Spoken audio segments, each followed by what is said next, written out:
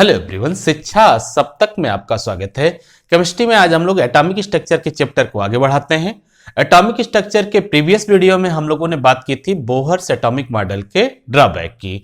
Bohr के atomic model के drawback में हम लोगों ने देखा था कि बोहर साहब का जो एटॉमिक मॉडल था वो लगभग सारी चीजों को तो डिफाइन कर चुका था, लेकिन कुछ चीजें ऐसी थी जिन्हें वह डिफाइन ना कर सका।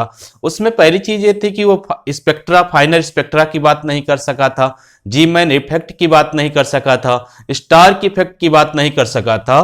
तो फाइनल स्पेक्ट्रा, जी मैन इफेक्ट या स्टार की इफेक्ट जो थे उनकी बात करने के लिए सोमरफील्ड आए। सोमरफील्ड ने कहा कि एक्चुअली जो सर्कुलर ऑर्बिट की बात की जाती है वो ऑर्बिट सर्कुलर नहीं होती है, वह ऑर्बिट एलिप्टिकल होती है। यहां से इन्होंने फाइनल स्पेक्ट्रा को तो लगभग डिफाइन कर लिया, लेकिन आने वाली जो चीजें थे उनको वो डिफाइन नहीं कर सके।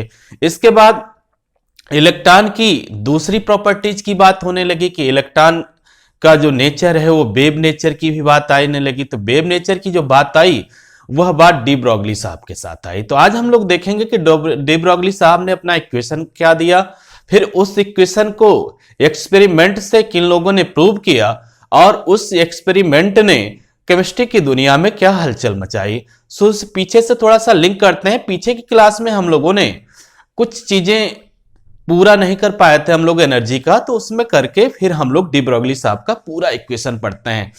पीछे जो हम लोगों ने एनर्जी की बात की थी उसमें एक चीज रह गई थी जिसपे क्वेश्चन बहुत ज्यादा आता है कि वो मैक्सिमम नंबर ऑफ लाइंस पूछते हैं जब कोई मूविंग पार्टिकल या इलेक्ट्रॉन एक स्टेज से दूसरे स्टेज में आता है, मतलब एक ऑर्बिट से दूसरी ऑर्बिट में आता है तो कितना नंबर ऑफ लाइन शो होती हैं, ये पूछता है। मैक्सिमम नंबर ऑफ लाइन की शोइंग की बात पूछता है। तो आप इसके लिए ये देखें कि अगर मान लीजिए कोई मूविंग पार्टिकल है, इलेक्ट्रॉन्स की जनरली बात होती है, ये n2 स्टेज में था और n1 स्टेज में आ गया। ठीक है, n2 से n1 स्टेज में आ गया तो मैक्सिमम नंबर ऑफ जो लाइन शो होगी, लाइन जो शो होगी उसके लिए फार्मूला होगा n2 माइनस n1 और n2 माइनस n1 प्लस 1। यह फार्मूला होगा। इस फार्मूले को आप अप्लाई करके किसी भी क्वेश्चन में मैक्सिमम नंबर ऑफ लाइन आप बता सकते हैं जब कोई भी मूविंग पार्टिकल या इलेक्ट्रॉन एक स्टेज से दूसरे स्टेज में आता है, एक ऑर्बिट से दूसरे ऑर्बिट में आता है। ठीक है, अब क्वेश्चन यहां देख लीजिए कि मान लीजिए कि कोई इलेक्ट्रॉन है वो 11th स्टेज से 11th स्टेज पे था, 11th पोजीशन पे था या स्टेज पे था, फिर वो मूव करके आया 6th पोजीशन पे या स्टेज पे आ गया, 6th पोजीशन पे आ गया। मतलब वो 11th ऑर्बिट में था, 6th ऑर्बिट में ट्रांजिट कर गया। अब मैक्सिमम नंबर ऑफ लाइन जो शो होंगी इसकी बात ये करेंगे तो मैक्सिमम नंबर ऑफ लाइन जो होगी इसकी बात आपको करना है। तो इसके लिए जहां से चला इसको n2 मानिए, n2 इक्वल टू 11 हो जाएगा। जहां आया उसे n1 मानिए तो n1 इक्वल टू हो जाएगा 6। सीधे फार्मूला अप्लाई कर दीजिए। मैक्सिमम नंबर ऑफ लाइन जो शो होगी, मैक्सिमम नंबर ऑफ लाइंस जो शो होगी वो होगी n2 माइनस n1, दूसरे ब्रैकेट में n2 minus n1 plus 1 by 2। ये फार्मूले में रहेगा भाई बाई 2। तो मैक्सिमम नंबर ऑफ लाइन हो जाएगी, मैक्सिमम नंबर ऑफ लाइन्स हो जाएगी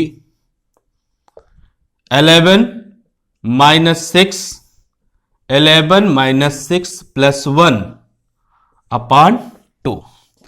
और ये हो गया आपका 5 इंटू 6 अपॉन 2 इक्वल टू 15। तो टोटल नंबर ऑफ लाइंस जो शो होंगी वो होंगी 15। ठीक है, तो अगर लाइन की पूछेंगे कितनी स्पेक्ट्रम लाइन शो होंगी तो उसके लिए ये फार्मूला आप लगा दीजिएगा। बस ये देखिएगा कि मूविंग पार्टिकल इलेक्ट्रॉन किस पोजीशन से किस पोजीशन में ट्रांजिट कर रहा है, ये आपको गिवन रहेगा और मैक्सिमम नंबर ऑफ लाइन आप बता देंगे। नोट कर लीजिए इसको। इसके बाद हम लोग बात कर रहे हैं अब अपने मेन टॉपिक के बारे में, जिस पर आज हम लोग डिस्कस करेंगे, वो है D Broglie's wave equations. D Broglie's wave equation.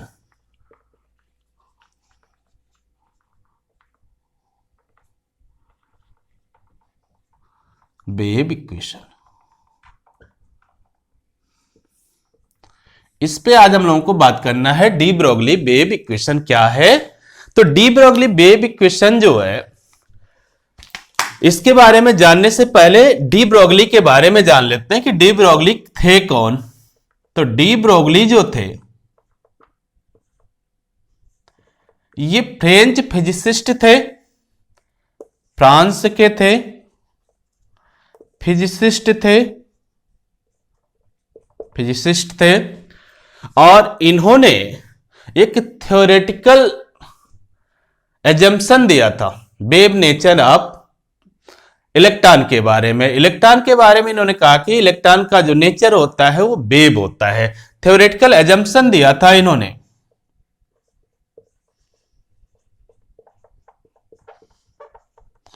Theoretical assumption दिया था for wave nature of electron. Electron के वेव नेचर के लिए एक थ्योरेटिकल एजम्पशन दिया था इन्होंने। तीसरी बात, प्रेडिक्शन किया था। एजम्पशन मतलब प्रेडिक्शन किया था इन्होंने कि इलेक्ट्रॉन का जो नेचर होता है वो वेव नेचर होता है। इसके लिए इन्होंने 1924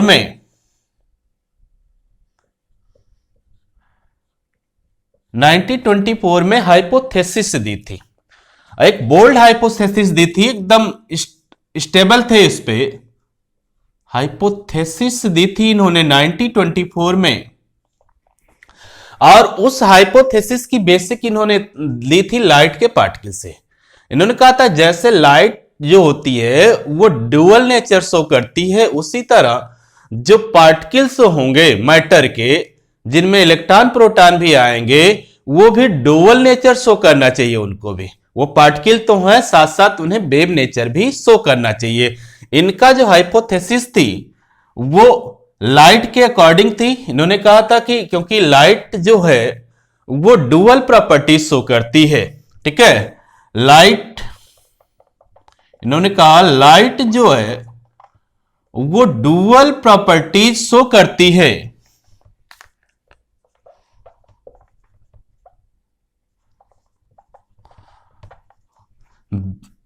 particles and wave.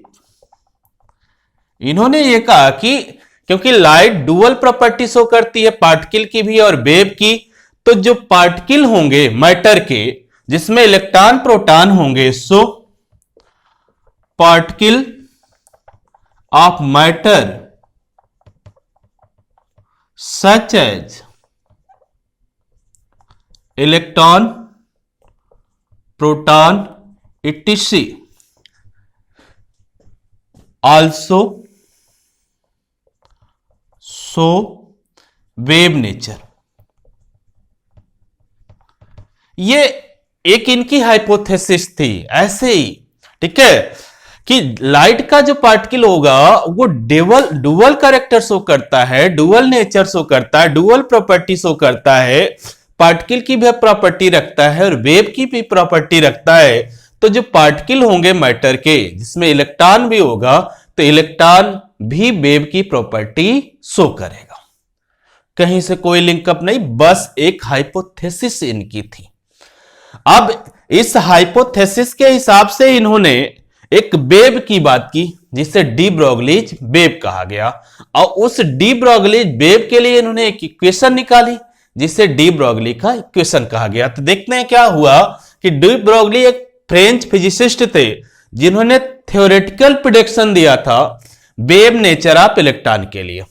Wave nature of electron के लिए एक थ्योरेटिकल प्रेडिक्शन दिया था, और 1924 में इन्होंने एक हाइपोथेसिस दी थी कि जैसे लाइट डुअल प्रॉपर्टी शो करती है पार्टिकल की भी और वेव की, उसी तरह पार्टिकल ऑफ मैटर जो होंगे, इलेक्ट्रॉन प्रोटॉन आदि जो पार्टिकल होंगे मैटर के, उन्हें भी वेव की प्रॉपर्टी शो करनी चाहिए, वो भी वेव प्रॉपर्टी शो करेंगे। ये इनकी हाइपोथेसिस थी। इस हाइपोथेसिस के आधार पे इन्होंने एक वेव की कल्पना की, जिस वेव को कहा गया डी ब्रोगलीज वेव, है ना। अब ये जो डी ब्रोगली वेव है, इस डी ब्रोगली वेव का इलेक्ट्रोमैग्नेटिक वेव से कोई लेना देना नहीं भाई, ये इलेक्ट्रोमैग्नेटिक वेव से अलग है। डी ब्रोगलीज वेव, इन्होंने अपने हाइपोथेसिस से एक वेव की बात की जिसे डी ब्रोगलीज वेव कहा गया, डी ब्रोगलीज वेव कहा गया। डी ब्रोगलीज वेव जो थी ये इलेक्ट्रोमैग्नेटिक वेव नहीं थी, है ना। इसे मैटर वेव भी कहा गया, मैटर वेव भी कहा गया, ठीक है। तो ये इलेक्ट्रोमैग्नेटिक वेव से अलग थी।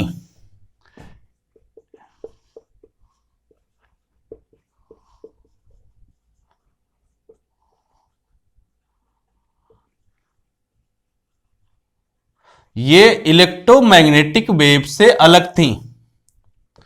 तो इलेक्ट्रोमैग्नेटिक वेव जो होती है वो चार्ज डिपेंडेंट होती है, तो मतलब ये चार्ज डिपेंडेंट नहीं थी।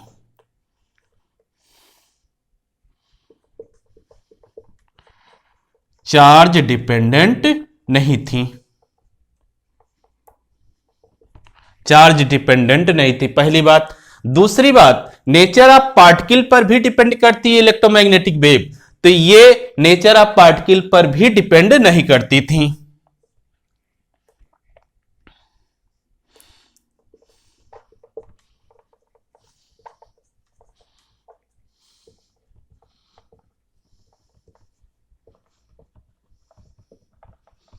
ये बात डी ब्रोगली ने कही।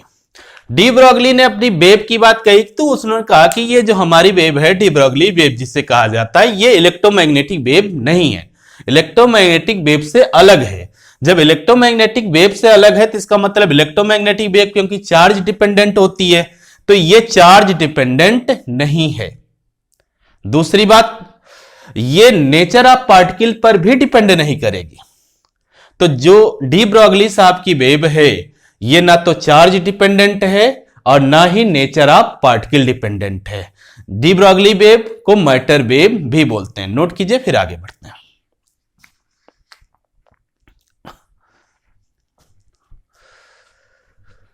अगली बात जो कही कि ये जो डी ब्रोगली साहब की वेव है ये सभी मूविंग पार्टिकल में एसोसिएटेड होती है। तो ये डी ब्रोगली साहब ने अपनी वेव के बारे में कहा, it is a wave, it is a wave associated with every moving particle,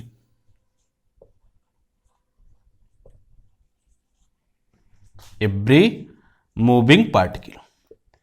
D Broglie ने क्या कि डी ब्रोगली वेव जो है इलेक्ट्रोमैग्नेटिक वेव नहीं है, लेकिन ये मूविंग पार्टिकल के साथ एसोसिएट होती है। किसी भी मूविंग पार्टिकल के साथ ये एसोसिएट होती है। ये चार्ज डिपेंडेंट नहीं है, ये नेचर ऑफ पार्टिकल पे डिपेंड नहीं करती है, लेकिन जो मूविंग पार्टिकल होंगे उसके साथ ये एसोसिएट रहेगी, जिसे कहा गया डी ब्रोगलीज वेव या मैटर वेव। अब अपने वेव के लिए इन्होंने अपनी वेव को डिफाइन करने के लिए एक इन्होंने इक्वेशन दिया जिसे डी ब्रोगलीज वेव इक्वेशन कहते हैं। अब आगे हम लोग देखते हैं कि डी ब्रोगली साहब की वो वेव इक्वेशन क्या थी। अब डी ब्रोगली साहब ने अपनी वेव इक्वेशन के लिए अपनी वेव को एक इक्वेशन दिया। इसके लिए इन्होंने दो एनर्जी के इक्वेशन उठाए। डी ब्रोगली साहब ने अपने वेव इक्वेशन के लिए कुछ नहीं किया, एक्स्ट्रा कुछ नहीं किया, दो नॉन एनर्जी के इक्वेशन उठाए। पहला एनर्जी का इक्वेशन प्लांक्स का इक्वेशन था।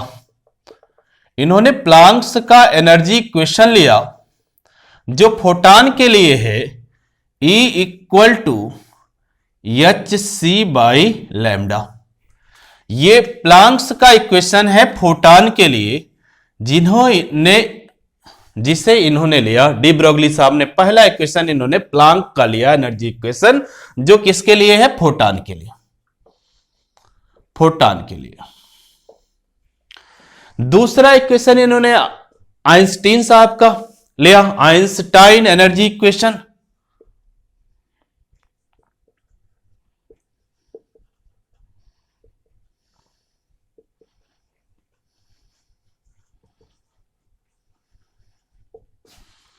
आइंस्टाइन साहब का एनर्जी मास इक्वेशन इन्होंने लिया, और आइंस्टाइन साहब का जो एनर्जी मास इक्वेशन है वो है equal to under root m naught square c की power 4 plus p square c square.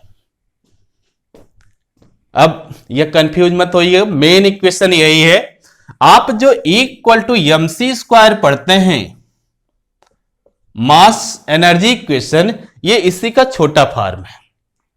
Actually Einstein साहब ने यही इक्वेशन दिया था। इस इक्वेशन में इन्होंने कहा था कि ये इक्वेशन वैलिड है उन पार्टिकल के लिए, उन पार्टिकल के लिए वैलिड है जिनकी जो वेलोसिटी है वो बहुत कम है।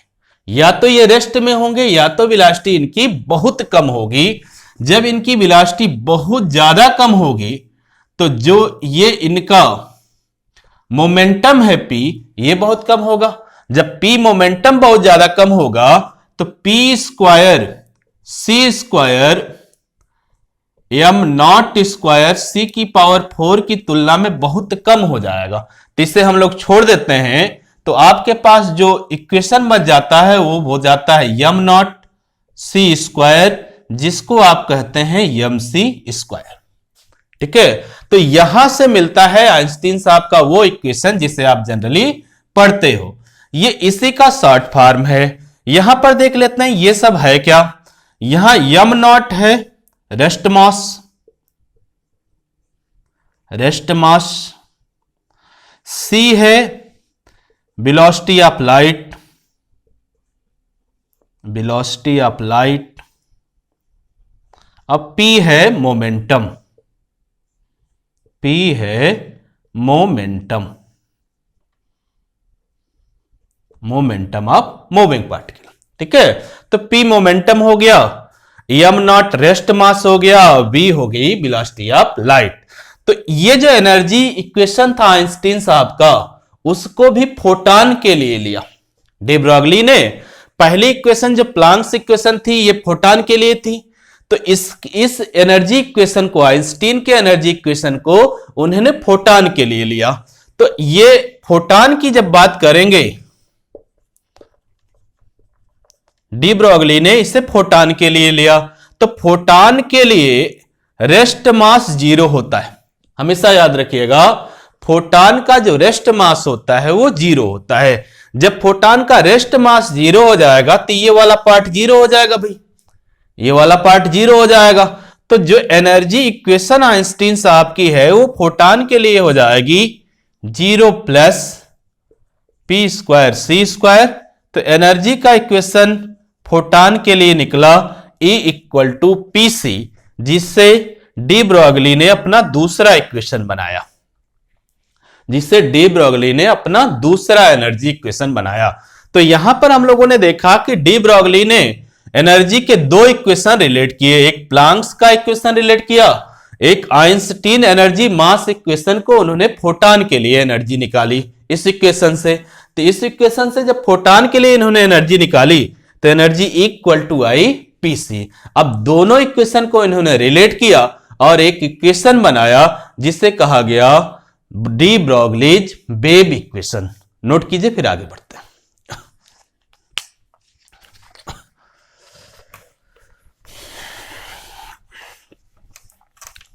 अब यहां पर अगर हम इन दोनों इक्वेशन की बात करें, इन दोनों इक्वेशन की बात अगर हम करें तो ये दोनों इक्वेशन फोटॉन के लिए है, ये दोनों इक्वेशन फोटॉन के लिए हैं। फोटॉन की एनर्जी इस इक्वेशन से भी है और फोटॉन की एनर्जी इस इक्वेशन की भी है। तो सेम पार्टिकल के लिए ये दोनों एनर्जी सेम होंगी भाई। तो दोनों एनर्जी अगर सेम होंगी तो from equation first and second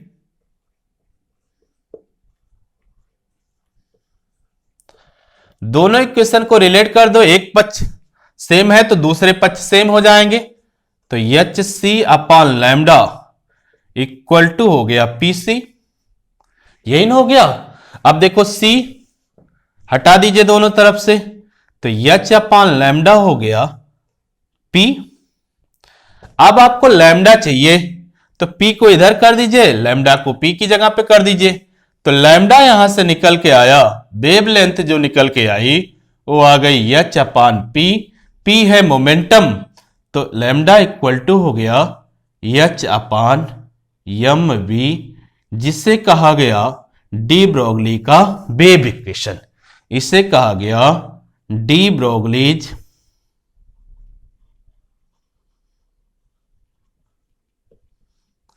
wave equation. तो हम लोगों ने देखा कि डी ब्रोगली साहब ने अपने वेव इक्वेशन को बनाने के लिए कहीं से कुछ नहीं किया। उन्होंने दो एनर्जी इक्वेशन उठाई और दोनों को रिलेट कर दिया। एक एनर्जी इक्वेशन उनको मिली प्लांक्स की energy equation, E equal to h c by lambda. दूसरी इक्वेशन उन्होंने कहां से बनाई? आइंस्टीन की मूल एनर्जी इक्वेशन से। आइंस्टीन की जो एनर्जी इक्वेशन है, उस एनर्जी इक्वेशन को उन्होंने फोटॉन के लिए बताया। तो फोटॉन के लिए उस एनर्जी इक्वेशन को जब बनाया तो फोटॉन का रेस्ट मास 0 होता है, तो m नॉट स्क्वायर c की पावर 4 वाला पार्ट 0 हो गया। तो एनर्जी जो आई फोटॉन के लिए आइंस्टीन इक्वेशन से, वो आई इक्वल टू पीसी। दोनों इक्वेशन को इन्होंने रिलेट किया। जब दोनों इक्वेशन को इन्होंने रिलेट किया तो एनर्जी दोनों फोटॉन के लिए थी तो इक्वल हो गई। एक पार्ट इसका, एक साइड इसका इक्वल हो गया, दूसरा साइड अपने आप इक्वल हो जाएगा। तो यहां से जब रिलेट किया गया तो एक इक्वेशन बनी लैम्डा के लिए, वेवलेंथ के लिए, lambda equal to h upon m v, जिसे कहा गया de Broglie's wave equation. Note करें, फिर आगे बढ़ते हैं। अब देखें, डी ब्रोगली साहब ने जब ये वेव इक्वेशन बनाई तो उन्होंने कुछ बातें कही इस वेव इक्वेशन के बारे में, इलेक्ट्रॉन के वेव नेचर के बारे में उन्होंने कुछ बातें कही। उन बात की बात करते हैं, फिर आगे करते हैं। ठीक, अब यह कहा गया भाई कि अगर कोई पार्टिकल है, मूविंग पार्टिकल है, उसकी वेलोसिटी बहुत कम होगी। यहां से अगर हम लोग देखें इस इक्वेशन से तो दो चीजें निकल के आएंगी, लैम्डा और वेलोसिटी में ऐसा संबंध है, ठीक है, रेसिप्रोकल है, ठीक है, और लैम्डा और मास में भी इसी तरह का संबंध है। तो मतलब अगर वेलोसिटी बहुत कम होगी तो वेव लेंथ इलेक्ट्रॉन की बहुत ज्यादा हो जानी चाहिए, ठीक है। तो इसके लिए डी ब्रोगली साहब ने दो बातें कही। एक बात यह कही कि ये जो इक्वेशन है ये वैलिड होगी। ये जो इक्वेशन डी ब्रोगली इक्वेशन है, इसकी बात इन्होंने कही कि ये जनरल इक्वेशन है। इन्होंने कहा, डी ब्रोगली साहब ने, कि ये जनरल इक्वेशन है जो वैलिड है सभी पार्टिकल के लिए, है ना, जो वैलिड है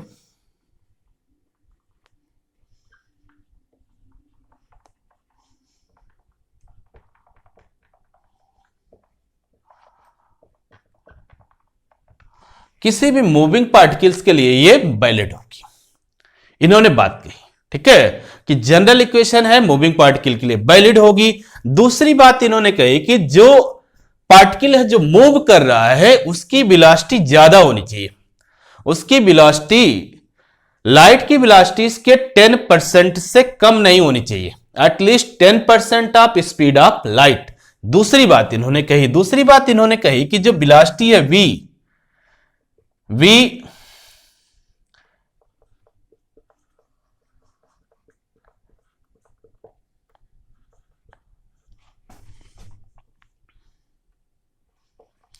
वेलोसिटी, लाइट की वेलोसिटी के 10% से कम नहीं होनी चाहिए। उन्होंने कहा कि जो मूविंग पार्टिकल की वेलोसिटी है ये अधिक होनी चाहिए, ठीक है, और अगर ये कम लेना है आपको तो जो इस वेलोसिटी लाइट की है उसके 10% से कम नहीं ले सकते, उससे ज्यादा हो सकती है, उससे कम नहीं हो सकती है।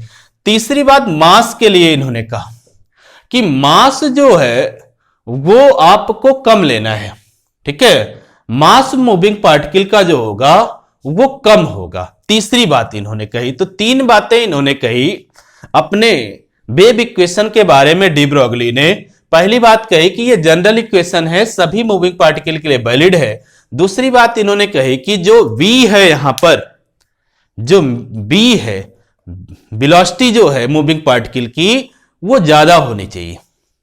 ज्यादा होनी चाहिए तो ज्यादा होनी चाहिए ये, लेकिन कम कितनी होनी चाहिए? तो इन्होंने कहा कि जो स्पीड ऑफ लाइट है, वेलोसिटी ऑफ लाइट है, उसके 10% से कम आप नहीं ले सकते इसको, उससे ज्यादा ही होनी चाहिए।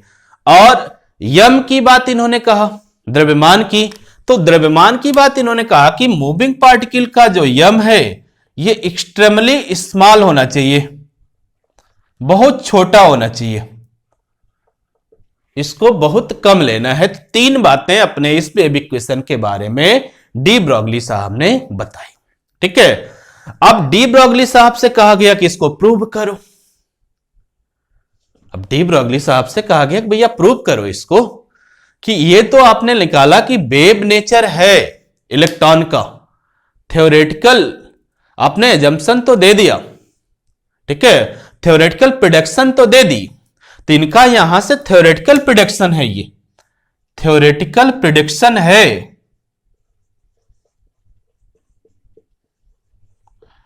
थ्योरेटिकल प्रेडिक्शन है कि जो इलेक्ट्रॉन है, तो इलेक्ट्रॉन का वेव नेचर होता है, ठीक है, इलेक्ट्रॉन है वेव नेचर।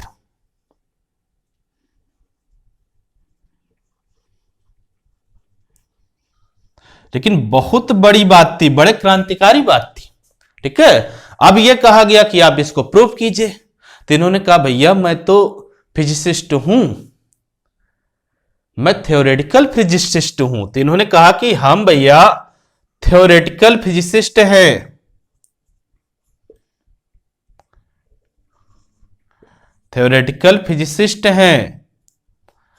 अब जिसे प्रूव करना हो वो एक्सपेरिमेंटल फिजिसिस्ट प्रूव करेगा, जो एक्सपेरिमेंट करते हैं वो प्रूव करें। हमने तो बता दिया, अब मैंने जो बताया वो सही है, बोल्ड हाइपोथेसिस इन्होंने दिया था कि मैंने जो बताया वो सही है। अब एक्सपेरिमेंट करने वाले इसको प्रूव करें कि ये गलत है कि सही है, ठीक है। अब इसके एक्सपेरिमेंट के लिए दो साइंटिस्ट आए, डेविसन और जर्मर। एक साइंटिस्ट थे डेविसन और दूसरे साइंटिस्ट थे जर्मर, जिसमें से एक डेविसन जो थे उनको इलेक्ट्रॉन के वेव कैरेक्टर के लिए नोबेल मिला था, और वो नोबेल मिला था जे टॉमसन के जो बेटे हैं जीपी टॉमसन, उनके साथ उनको नोबेल मिला था इसके वेव नेचर के एक्सपेरिमेंट के लिए, ठीक है। अब इसका एक्सपेरिमेंट जो किया, इस पे एक्सपेरिमेंट इन्होंने कहा डी ब्रोगली साहब ने कि भैया आप प्रूव कीजिए, मैंने जो लिखा वो एकदम सही है, मैंने थ्योरी से जो बताई चीजें वो एकदम वैलिड चीज है, एकदम सही चीज बताई है, अपने पे पूरा स्टैंड रहे, बोल्ड हाइपोथेसिस दी डी ब्रोगली साहब ने। उन्होंने कहा जिसको प्रूव करना हो प्रूव कर ले, मेरी जो हाइपोथेसिस है वो एकदम सही है, मेरा जो इक्वेशन है एकदम सही है। अब इसके एक्सपेरिमेंट के लिए आए डेविसन और जर्मन, डेविसन और जर्मर, दो साइंटिस्ट थे जिन्होंने इसका एक्सपेरिमेंट करने की बात की। अब इसके एक्सपेरिमेंट की बात की तो एक्सपेरिमेंट के लिए इन्होंने ये कहा कि भाई एक्सपेरिमेंट करेंगे, तो इन्होंने जो पार्टिकल लिया जिस पर इन्होंने एक्सपेरिमेंट करने की बात की वो इलेक्ट्रॉन लिया, इलेक्ट्रॉन लेने के पीछे कारण यह था कि ये एक्सट्रीमली स्मॉल होता है, बहुत छोटा होता है। और जो बात कही थी डी ब्रोगली साहब ने कि मेरी जो वेव इक्वेशन है वो एक्सट्रीमली स्मॉल मूविंग पार्टिकल के लिए है, तो इलेक्ट्रॉन इन्होंने लिया अपने एक्सपेरिमेंट के लिए कि इलेक्ट्रॉन पर एक्सपेरिमेंट करते हैं कि इलेक्ट्रॉन वेव नेचर शो करता है कि नहीं। इसके पीछे कारण यह रहा कि ये एक्सट्रीमली स्मॉल मास होता है इसका, बहुत कम मास होता है इसका। और ये बात डी ब्रोगली ने कही भी थी अपने इक्वेशन में कि वो मूविंग पार्टिकल ज्यादा सुटेबल होंगे जिनका मास बहुत कम होगा और जिनकी वेलोसिटी ज्यादा होगी।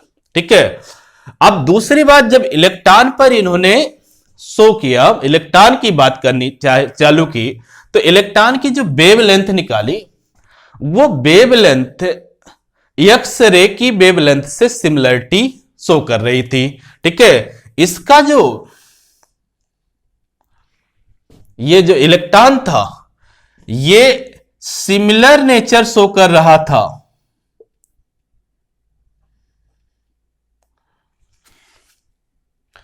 सिमिलर नेचर शो कर रहा था एक्स रे से। एक्स रे के जो वेव नेचर से ये सिमिलरिटी शो कर रहा था।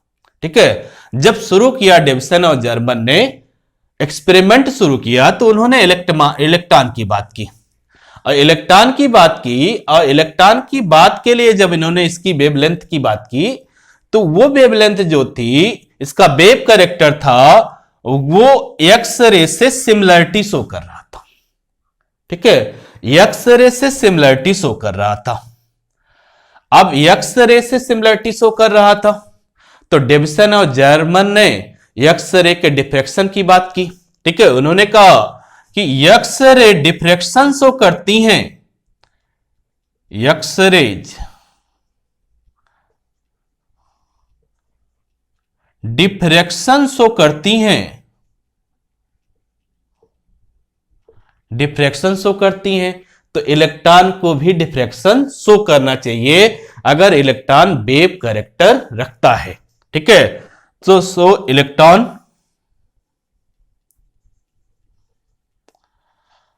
also show diffraction if it has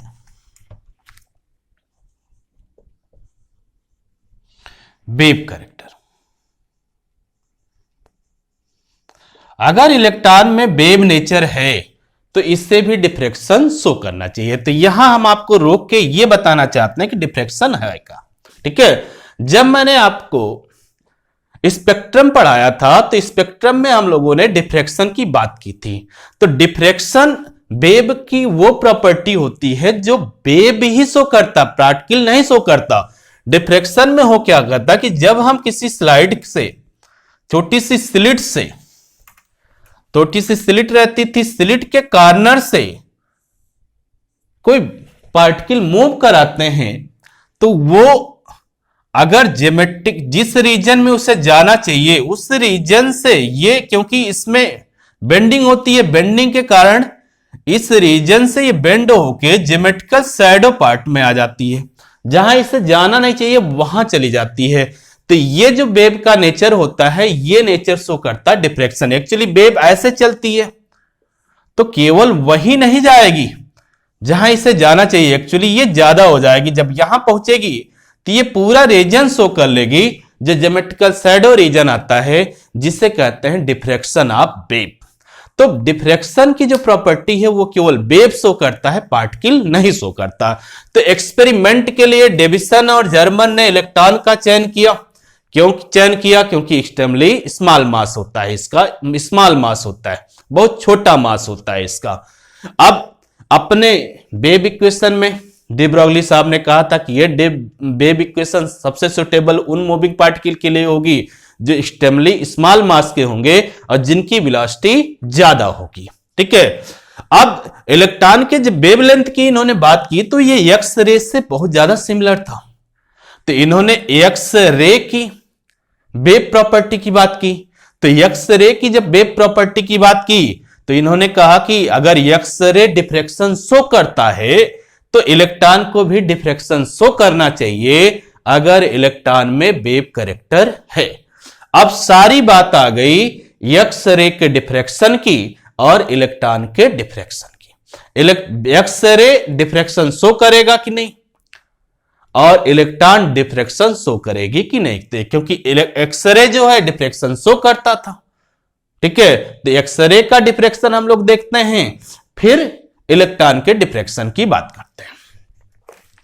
अब डेविसन और जर्मन ने एक्सरे के डिफ्रैक्शन से बॉन्ड लेंथ निकाली। ठीक है, अब एक्सरे का डिफ्रैक्शन इन्होंने शो कैसे किया। ठीक है, अब एक इक्वेशन इन्होंने यूज की जिसे कहा गया ब्रैग्स इक्वेशन।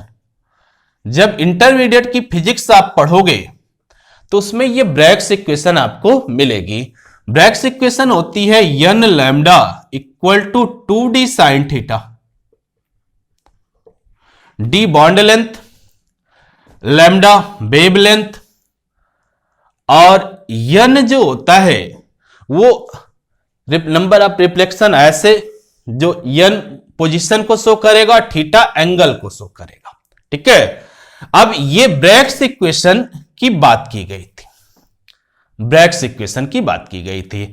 अब जब एक्सरे की बात हुई, एक्सरे की बात हुई, एक्सरेज की बात हुई, डेविसन और जर्मन ने जब एक्सरेज की बात की तो एक्सरेज के लिए एक चीज यह था कि इन्होंने जो पार्टिकल यूज किया स्लिट के रूप में वह निकिल यूज किया। निकिल का इन्होंने स्लिट के रूप में पार्टिकल यूज किया, निकिल। ठीक है, अब एक्सरे की बीम डाल दी इस पे, और कार्नर था इसे पहुंचना यहां था, पहुंचना इस रीजन में था इसे, लेकिन यहां कार्नर से ये बेंड हुई और पहुंच गई उस रीजन में जिसे ज्योमेट्रिकल शैडो रीजन बोलते हैं, जिसे ज्योमेट्रिकल शैडो रीजन बोलते हैं। तो ये तो डिफ्रैक्शन शो हो गया भाई, डिफ्रैक्शन शो हो गया तो यहां जो एंगल की बात आ गई तो एंगल ये हो गया थीटा। और n की जो बात है, n की बात आप देखें ऐसे ये शो करते चलेंगे, तो ये जो पोजीशन है ये पोजीशन n होगी, 1 2 3 जो पोजीशन होगी रिफ्लेक्शन की वो n होगी। ठीक है, और लैम्डा जो है वो आप निकालेंगे, d बॉन्ड लेंथ यहां से निकालेंगे। ये जो आपकी n और थीटा थी ये एक्सपेरिमेंटल वैल्यू थी। ठीक है, ऑब्जर्व वैल्यू थी, ये ऑब्जर्व हो गई, थीटा भी ऑब्जर्व हो गई, एक्सपेरिमेंटल वैल्यू थी निकल गई। ठीक है, लैम्डा आपको नोन था एक्सरे का, तो बॉन्ड लेंथ आपने निकाल ली निकल की। ठीक है, तो डी आपने निकाल लिया यहां से। यह काम किया डेविसन और जर्मन ने एक्सरे के लिए, एक्सरे का डिफ्रैक्शन शो किया और डी निकाला इन्होंने, बॉन्ड लेंथ निकाली एक्सरे की। कैसे निकाली, कौन सा इक्वेशन यूज किया इन्होंने, ब्रैग का इक्वेशन यूज किया। अब इस एक्सपेरिमेंट को उन्होंने किया इलेक्ट्रॉन के लिए, इस एक्सपेरिमेंट को उन्होंने इलेक्ट्रॉन के लिए किया और दो बातें देखनी चाहिए। पहली बात तो यह कि इलेक्ट्रॉन डिफ्रैक्शन शो करता है कि नहीं, अगर डिफ्रैक्शन शो करता है तब तो वेव नेचर होगा, अगर डिफ्रैक्शन शो नहीं करता है तो बात खत्म हो जाएगी कि इलेक्ट्रॉन वेव नेचर शो नहीं करता है, डी ब्रॉगली की हाइपोथेसिस गलत हो जाती। ठीक है, अब अगर इलेक्ट्रॉन डिफ्रैक्शन शो करता है तो उसकी जो लैम्डा उसका है वो कहां से निकाला जाएगा, उसके लिए ब्रैग इक्वेशन है, और डी बॉन्ड लेंथ निकिल की ये निकाल चुके हैं, और निकिल को एज ए स्लिट वहां भी ये यूज करने वाले हैं। ठीक है, अब देखें, हटाएं बेटा इसको, कहानी समझ में आ गई। अब यही सेम एक्सपेरिमेंट को, इसी सेम एक्सपेरिमेंट को डेविसन और जर्मन ने किया इलेक्ट्रॉन बीम के लिए। निकिल स्लिट ली, ठीक है, इलेक्ट्रॉन की बीम डाली, अब की बार इलेक्ट्रॉन की बीम डाली, इस रीजन में जाना चाहिए था, अगर ये पार्टिकल नेचर सीधे रीजन में जाना चाहिए था। अब अगर ये वेव नेचर होगा तो ज्योमेट्रिकल शैडो पोजीशन में पहुंच जाएगा, और इलेक्ट्रॉन पहुंचा, इसकी बीम ज्योमेट्रिकल शैडो रीजन में पहुंच चुकी, इसका मतलब डिफ्रैक्शन शो हो गया। ठीक है, डिफ्रैक्शन शो हो गया भाई, सो डिफ्रैक्शन, डिफ्रैक्शन। तो इलेक्ट्रॉन बीम जो थी उसने डिफ्रैक्शन शो कर दिया, इलेक्ट्रॉन बीम ने डिफ्रैक्शन शो कर दिया, इलेक्ट्रॉन बीम ने डिफ्रैक्शन शो कर दिया। तो यहां से यह प्रूव हो गया कि इलेक्ट्रॉन हैज वेव कैरेक्टर, कि इलेक्ट्रॉन जो है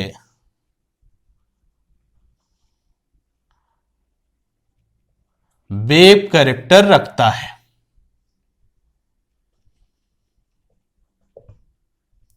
इलेक्ट्रॉन के पास वेव कैरेक्टर है। अब इसके बॉन्ड लेंथ की बात है ना, इसके वेव नंबर की बात कर लेंगे। ये यहां से ये इसकी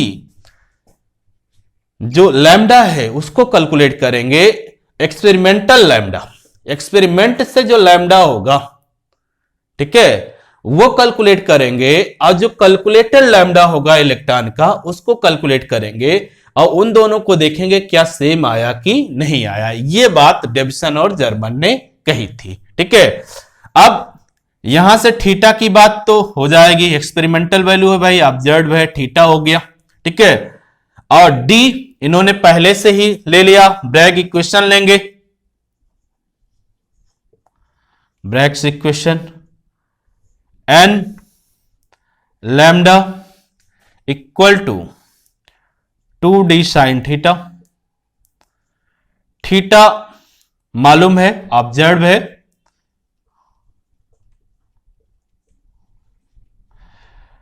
एन भी ऑब्जर्व है,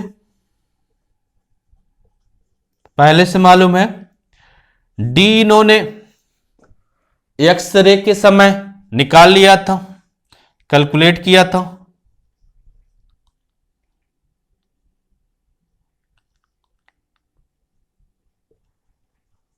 अब लैम्डा जो है ये यहां से ये निकाल लेंगे,